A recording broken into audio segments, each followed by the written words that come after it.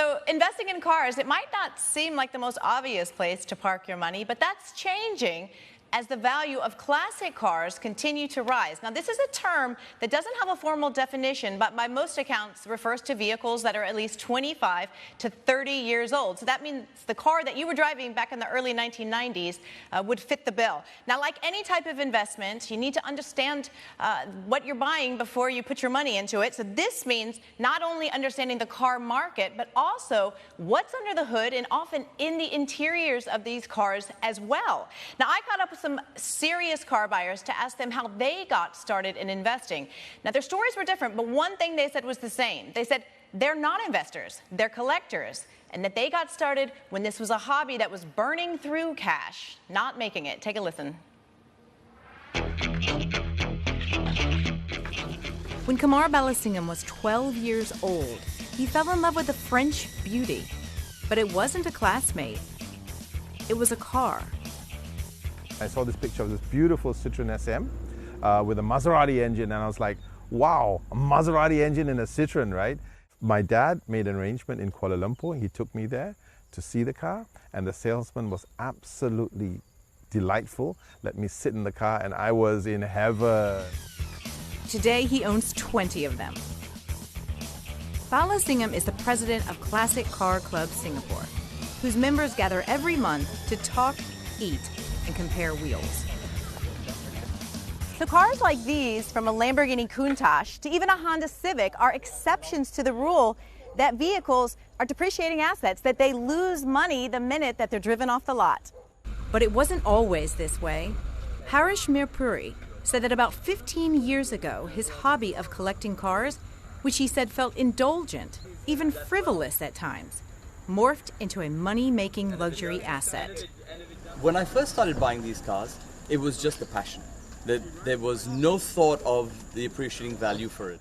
In 2022, Knight Frank's wealth report showed the value of classic cars had risen 25% year on year and 185% in the past decade, making it the second best performing luxury asset after art. Purchase prices continue to break records, from the Ferrari GTO that sold last month for nearly $52 million to the most expensive car ever sold, a 1955 Mercedes-Benz 300 SLR Uhlenhaut Coupe, which sold for some $143 million in 2022. I think I bought this car, and I think I paid maybe about 100,000 Sing for it. On the international market, if I were to sell it there, I think you're talking maybe in excess of over $1 million, at least. It's stories like these that have brought a rush of new buyers into the classic car market. But what may look like easy money, collectors say requires a lot of knowledge, time, and extra cash. It's a mechanical object, so it needs maintenance. And it needs professional maintenance, it needs parts, you need space.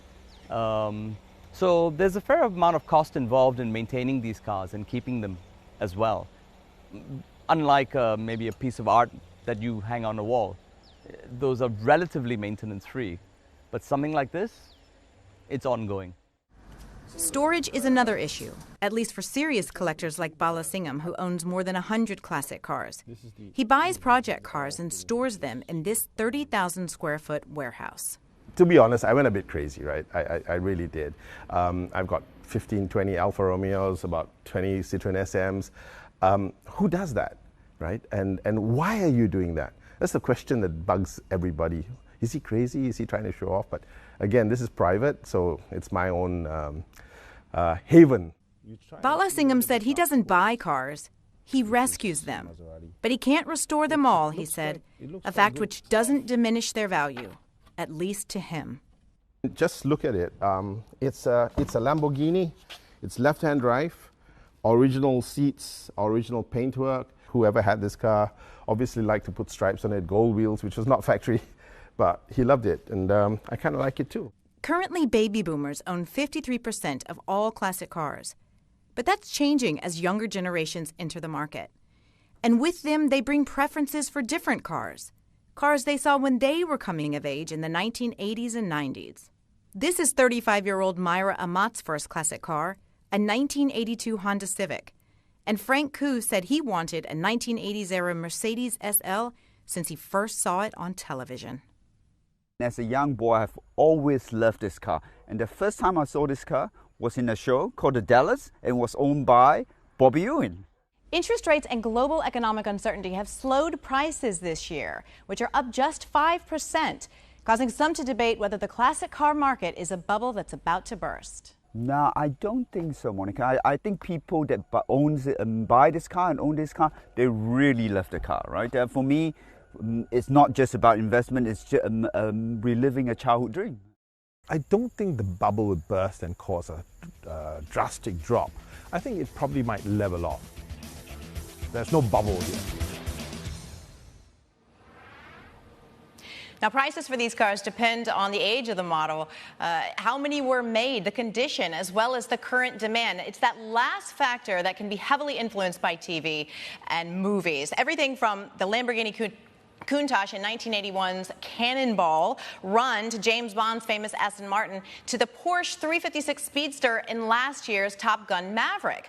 Now, if a car is actually in a movie, well, all the better. You might remember the movie Rain Man. Well, that car that Tom Cruise and Dustin Hoffman drove, that one sold for $335,000 last year at market. But I want to show you exactly what Kumar Balasingham does. If we can just bring up a picture. He bought this car for $45,000. He saw the beauty in that. He spent another $240 to restore it, and here's what we got at the end: a 1960 Mercedes-Benz W180 220 SE convertible.